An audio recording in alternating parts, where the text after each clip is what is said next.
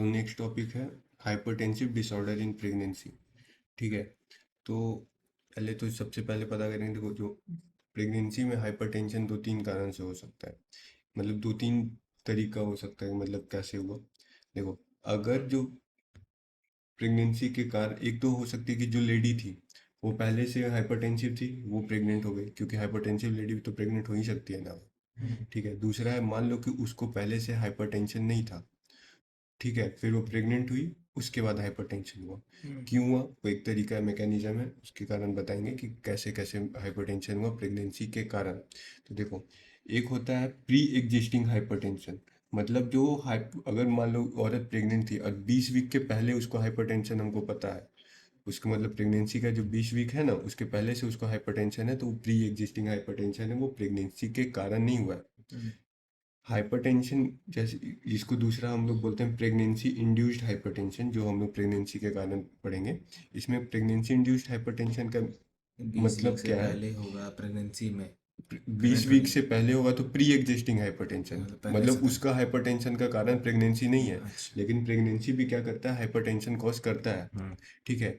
तो अब उसको बोलेंगे, लेकिन प्रेगनेंसी जो हाइपरटेंशन कॉज करता है वो 20 वीक के बाद करता है, अच्छा। 20 वीक के पहले नहीं करता है। तो हम लोग प्रेगनेंसी इंड्यूस्ड हाइपरटेंशन को क्या बोलेंगे, greater than 20 week of previously normotensive. मतलब पहले उसका ब्लड प्रेशर नॉर्मल था, लेकिन हम्म। 20 वीक आपका जेस्टेशन हुआ, उसके बाद आपका क्या हुआ कि अब बीपी ज़्यादा आ रहा है। तो बीपी ज़्यादा मतलब 140/90। हम्म। मतलब अगर दोनों में से कोई भी, मतलब ऊपर वाला या नीचे वाला, दोनों में से कोई एक फैक्टर भी ज़्यादा होगा तो हम उसको हाई बीपी बोलते हैं। जैसे बोल देगा तुमको 130/100, तो तुम क्या बोलोगे कि साला ऊपर वाला तो ठीक लग रहा है, नीचे वाला ज़्यादा लग रहा है। नहीं बहन चो, दोनों में से कोई एक भी ज़्यादा तो ज़्यादा। हम्म। ठीक है। इन 2 एपिसोड 6 आवर अपार्ट। मतलब हम लोग क्या करेंगे ना, मतलब 22 वीक की कोई लेडी है, उसको बोलेंगे कि एक बार अभी आपका बीपी नाप लेते हैं, एक बार 6 घंटे बाद नापेंगे। दोनों बार अगर 140/90 से ज़्यादा है तो हम बोलेंगे बाबू आपको तो प्रेगनेंसी इंड्यूस्ड हाइपरटेंशन हो गया, आगे जो होगा अपनी माँ चला। ठीक है।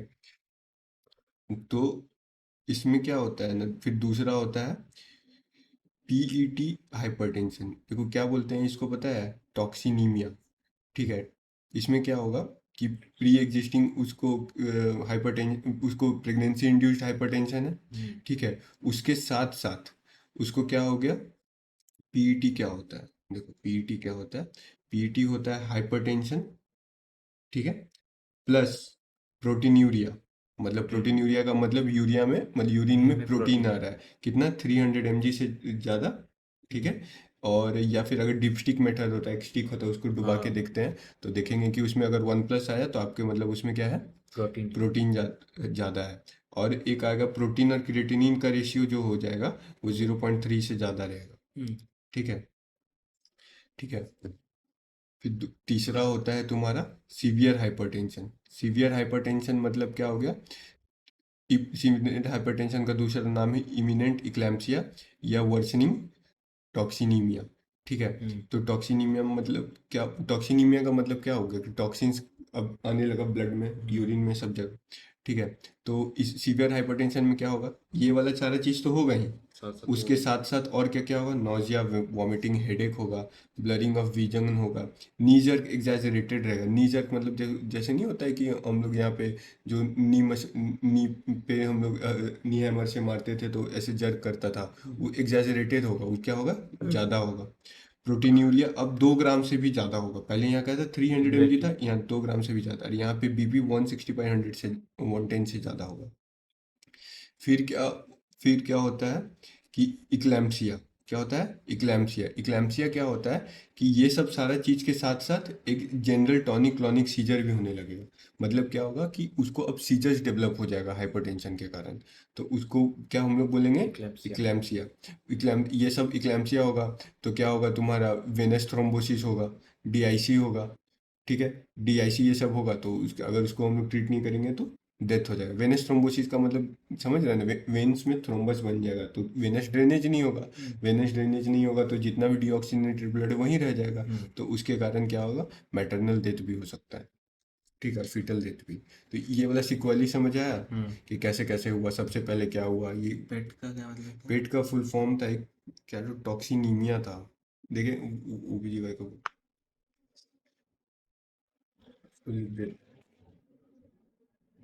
पेट का फुल फॉर्म है प्री क्लेम्टिक इक्लैम्प्टिक टॉक्सिमिया। ये चीज समझ में आया यहाँ तक? ठीक है, अब हम लोग करेंगे पैथोजेनेसिस। देखो क्या होता है पता है, कैसे कैसे होता है। देखो प्लेसेंटा ज़्यादा कुछ नहीं है। प्लेसेंटा क्या होता है? प्लेसेंटा होता है, मान लो ये तुम्हारा मदर का विलाई है, ठीक है, और ये तुम्हारा क्या है, फीटस का विलाई है, ठीक है। तो यहाँ पे क्या होता है, तुम्हारा एक्सचेंज होता है, माँ और जो बच्चे का जो ब्लड ये सब है वो एक्सचेंज होता है। तो इसी को हम लोग क्या बोलते हैं, ये तुम्हारा मदर का विलाई है और ये है तुम्हारा फीटस का विलाई। इसी को मिला के हम लोग क्या बोलेंगे कि प्लेसेंटा बना। इसको क्या बोलते हैं हम लोग, प्लेसेंटा। इसी के कारण सारा एक्सचेंज हो रहा है। तो ये क्या होता है ना, ये in placenta there is interlocking of maternal and placental villi for easy exchange of nutrients. ये फीटल है, ठीक है, foetal villi for exchange of nutrients, ठीक है।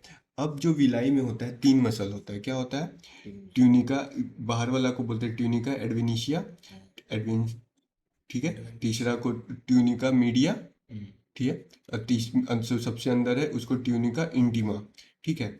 अब क्या होता है ना, ये जो होता है स्मूथ मसल होता है, कैसा होता है, स्मूथ मसल।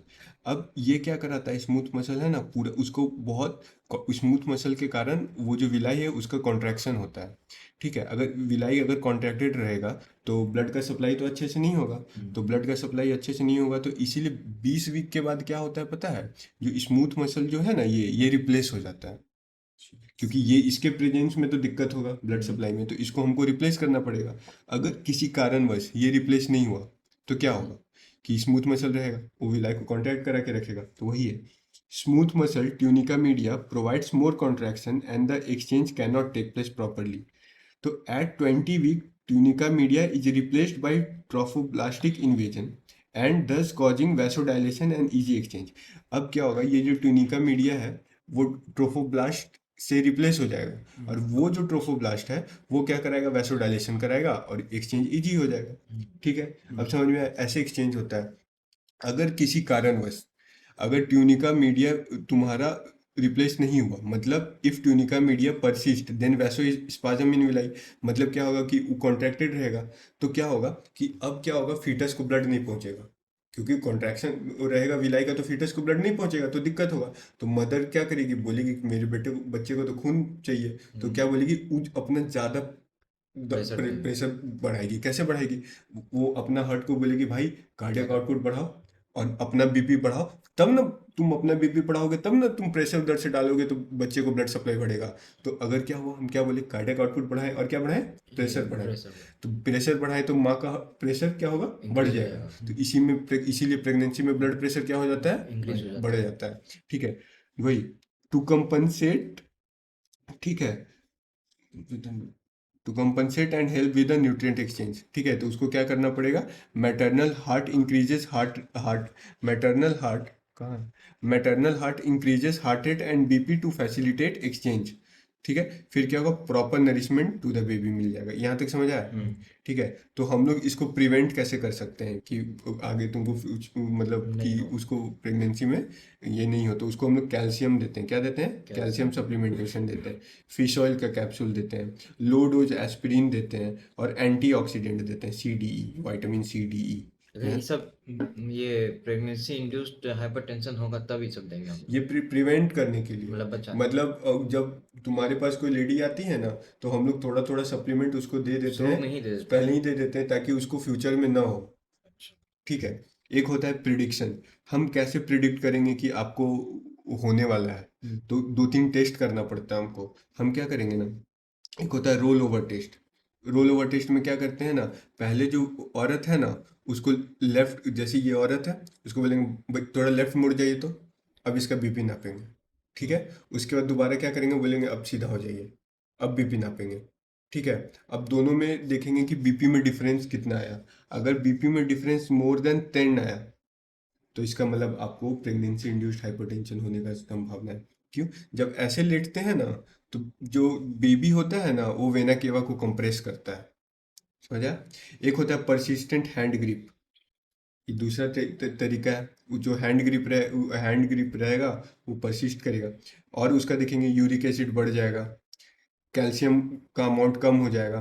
कैल्शियम क्या करता है ना, कैल्शियम का अमाउंट कम होने के कारण वेसल इरिटेट हो जाता है और वैसोस्पाज्म कराता है। ठीक है, तो इसीलिए हम लोग यहाँ पे क्या दिए, कैल्शियम दिए, क्योंकि ताकि कैल्शियम कैल्शियम की कमी के कारण जो मैटरनल और फीटल विलाई है वो क्या होता है, इरिटेट होता है और कंट्रैक्शन कराता है।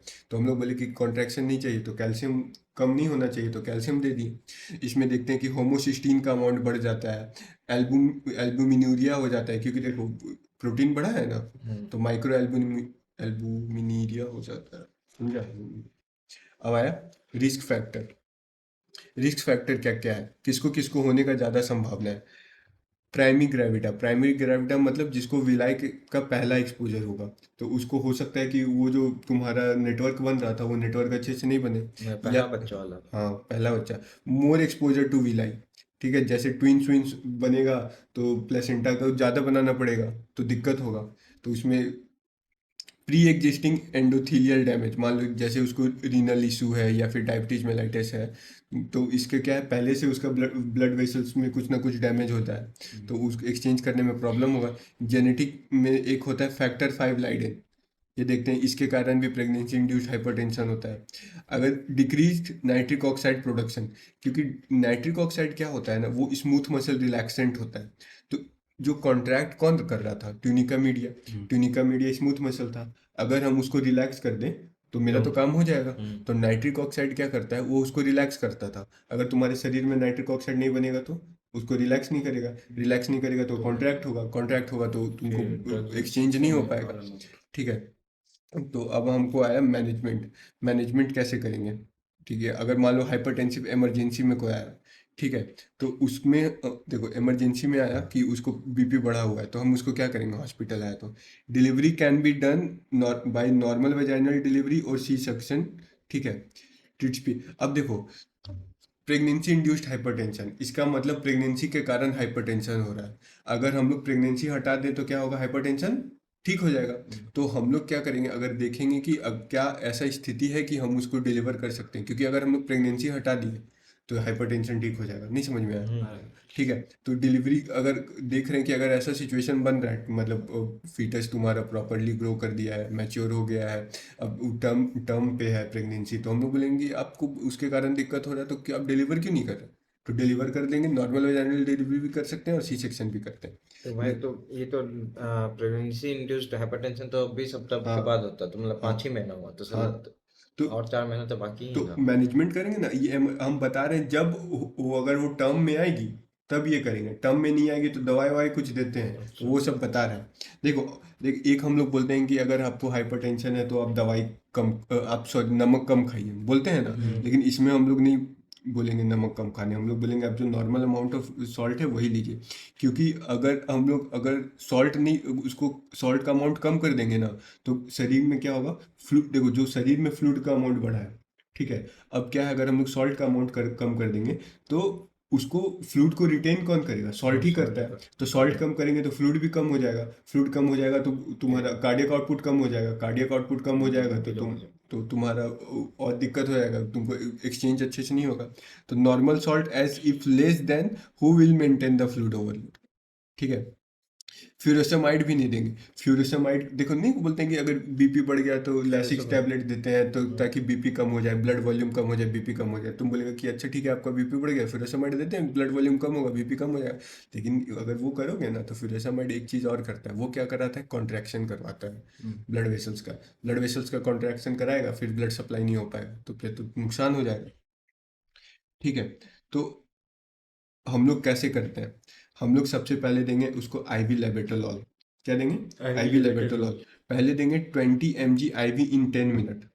ठीक है, अनदर 20 या 40 mg अगला 10 मिनट में, 20 mg या 40 mg कुछ भी दे सकते हैं। फिर अगला 10 मिनट में 80 mg, मैक्सिमम 220 तक जा सकते हैं, जैसे 20 दिए, 40 दिए, फिर 80 दिए। ठीक है, मैक्सिमम हम कब तक जा सकते हैं, 220 तक। ठीक है, एक ऐसे देंगे तो वो स्टेबल हुआ। उसके साथ साथ क्या देते हैं, अल्फा प्लस बीटा ब्लॉकर, वही जो अल्फा प्लस बीटा लैबेटोलॉल जो है वो अल्फा और बीटा ब्लॉकर ही है। उसके साथ साथ क्या देते हैं हम लोग, हाइड्रोलाजीन। हाइड्रोलाजीन कैसे देते हैं, 5 to 10 mg IV bolus, direct IV bolus दे देते हैं। ठीक है, ये ऑल्टरनेट टू लैबेटोलॉल है, अगर लैबेटोलॉल नहीं दोगे तो हाइड्रोलाजिन दे सकते हो। और उसमें एक उसके साथ साथ क्या करते हैं हम लोग, एयरवे को पेटेंट रखते हैं। एक होता है Guedel's airway, prevent tongue bite and maintain oxygenation. अब देखो पेशेंट वेशेंट आता है, मान लो कि सीजर वीजर हो गया, तो वो क्या करेगा कि ऐसा हो सकता है कि वो अपना अपना टंग खुद काट ले। तो हम लोग इसको क्या करते हैं, खोल के एक एक गूडल्स एयरवे, एक ट्यूब जैसा लगाते हैं, ताकि वो अपना उसका एयरवे पेटेंट है, उसको सांस लेने में दिक्कत नहीं हो। ठीक है, अब मान लो कि वो मैनेज हो गया, तो हम लोग उसको घर भेजेंगे। घर भेजेंगे तो दवाई देंगे ना, कि अब क्योंकि आपको तो प्रॉब्लम हो चुका है हाइपरटेंशन का, इमरजेंसी कंडीशन हम आपका क्या किए, यहाँ पे हॉस्पिटल में मैनेज करती है, लेकिन जिंदगी भर तो नहीं रखेंगे हॉस्पिटल में जी, जब तक बच्चा नहीं होगा। आपको हम दवाई देके भेज रहे हैं, तो दवाई देके क्या भेजते हैं, वही जो तुम IV लैबेटोलॉल दिए थे, वही टैबलेट दोगे, लैबेटोलॉल 100 to 200 mg TDS। क्या दोगे, 100 to 200 mg TDS। अब आया इक्लैम्सिया का मैनेजमेंट। इक्लैम्सिया का मतलब क्या है, अब उसको सीजर शुरू हो गया। इक्लैम्सिया में ड्रग ऑफ चॉइस है MgSO4.7H2, ये हमेशा याद रखना, ये क्वेश्चन आया हुआ। तो ये क्या करता है ना, देखो हो क्या रहा है, सीजर हो रहा है। सीजर का मतलब क्या है कि ब्रेन का जो फंक्शन है वो बहुत ज़्यादा हाइपर एक्टिव हो गया है, तो वो क्या करा रहा है, सीजर करा रहा है। अगर हम लोग किसी कारणवश ब्रेन को सप्रेस करा दें, मतलब एक लिमिट है कि यहाँ तक अगर लिमिट अगर क्रॉस किया तो उसको सीजर हो जाएगा। हम अगर कुछ ऐसा कर दे, उस लिमिट को यहाँ बढ़ा दें, तो इसका थ्रेशोल्ड बढ़ गया। अब इसके बाद सीजर होगा, तो मतलब अभी हम लोग को सफिशिएंट तो मैनेजमेंट का समय तो मिला है ना। तो MgSO4.7H2 वही करता है, suppresses brain and increases threshold at which conversion occurs. ठीक है, इट, और ये क्या है, it goes out through urine so no toxicity. हम लोग ये दवाई देंगे ना, तो ये क्या करेगा, ब्रेन को सप्रेस कर देगा, तो कन्वर्जन नहीं होगा। दूसरा क्या कर देगा, ये थ्रेशोल्ड को बढ़ा देगा, जिसके ऊपर क्या होता है कि तुम्हारा कि सीजर होता है, तो क्या होगा, फिर तुम्हारा कन्वर्जन नहीं होगा। तो मिला जुला के हम उसका सीजर रोक दिए। और ये क्या, अब बोलेंगे भाई इतना अगर दे देंगे, अगर टॉक्सिसिटी हो गया तो बोलेंगे टॉक्सिसिटी का टेंशन मत लो, ये शरीर से मेटाबोलाइज होके खुद ही यूरिन से निकल जाता है, कोई ऐसा नहीं है कि वो जमा हो जाएगा ब्रेन में। ठीक है, तो दो तीन रेजिमेन होता है, प्रीचार्ड रेजिमेन। प्रीचार्ड रेजिमेन क्या होता है, मतलब रेजिमेन का मतलब क्या हुआ कि इस दवाई को हम कैसे देते हैं। प्रीचार्ड रेजिमेन होता है, उसमें हम लोग IM और IV दोनों देते हैं। और एक होता है जूसपान रेजिमेन, उसमें सिर्फ IV देते हैं। सेम दवाई को हम IM IV दोनों दे सकते हैं, या फिर सेम दवाई को हम सिर्फ IM दे सकते हैं। तो हम लोग का जो मेथड ऑफ चॉइस है वो क्या है, प्रीचार्ज रेजिमेन। उसमें क्या करते हैं, हमको टोटल कितना देना है, 14 ग्राम देना है। कितना देना है, 14 ग्राम। टोटल 14 ग्राम देना है। तो 14, अरे यार गलत कर दिया। नीचे लिख दे, उसके नीचे। ठीक है, टोटल हमको कितना देना है, 14 ग्राम। 14 ग्राम कैसे देंगे, 4 ग्राम IV देंगे, और IM देंगे कितना, 10 ग्राम। ठीक है, 4 ग्राम IV, 10 ग्राम IM, और 10 ग्राम IM कहाँ देंगे, 5-5 दोनों बटक में। समझ आया, IV 4 और 10 IM, 10 IM कैसे कैसे, 5-5। ठीक है, उसमें अगर देखेंगे कि भाई आपको रिलीफ मिल रहा है, तो बोला हाँ मिल रहा है, तो बोलेंगे ठीक है कोई बात नहीं। अगर रिलीफ नहीं मिलेगा तो IV 2 ग्राम और ऐड कर देंगे। ठीक है, 6 ग्राम, और फिर IM घटाएंगे कि बढ़ाएंगे? वो नहीं देंगे, सिर्फ 2 ग्राम IV देंगे। 14 दिए, फिर उसके बाद रिलीफ नहीं हुआ तो हम लोग 2 ग्राम IV दे देंगे। ठीक है, उसके बाद क्या करेंगे कि हम लोग देंगे 5 ग्राम IM फॉर 24 आवर। ठीक है, आफ्टर लास्ट कन्वर्जन और डिलीवरी एट 4 आवरली। मतलब क्या है कि हर 4-4 घंटे में, ठीक है, हम लोग 5 ग्राम देंगे। ठीक है, कब तक, मतलब 24 घंटे तक। तो कब का 24 घंटे तक, मान लो कि उसको लास्ट कन्वर्जन हुआ अभी, तो हम अभी लास्ट कन्वर्जन हुआ, तो उसके अगला 24 घंटा तक हमको हर 4 घंटे में 5 ग्राम देना है। या तो लास्ट कन्वर्जन हुआ, या तो उसको लास्ट, या तो डिलीवरी करा दिया बच्चा, तो उसके बाद तुमको अगला 24 घंटे तक मतलब हर 4-4 घंटे में 5 ग्राम देना है। नहीं समझा, फिर से बताया, हाँ फिर से बताएं कि दोबारा बताओ। बताओ। देखो, 6 बजे के बाद सबसे पहले मान लो कि तुम क्या किया, सबसे पहले तुम्हारे पास आया प्रीचार्ज रेजिमेंट फॉलो करना है, हमको 14 ग्राम देना है, 14 ग्राम में हम लोग 4 ग्राम आईवी दे दिए, 10 ग्राम आईएम दे दिया, 10 ग्राम आईएम कहाँ दिए, 5-5 ग्राम दोनों बटक में। रिलीफ नहीं हुआ तो हम लोग 2 ग्राम आईवी और ऐड कर दिए। ठीक है, यहाँ तक समझ आया, कोई बात नहीं।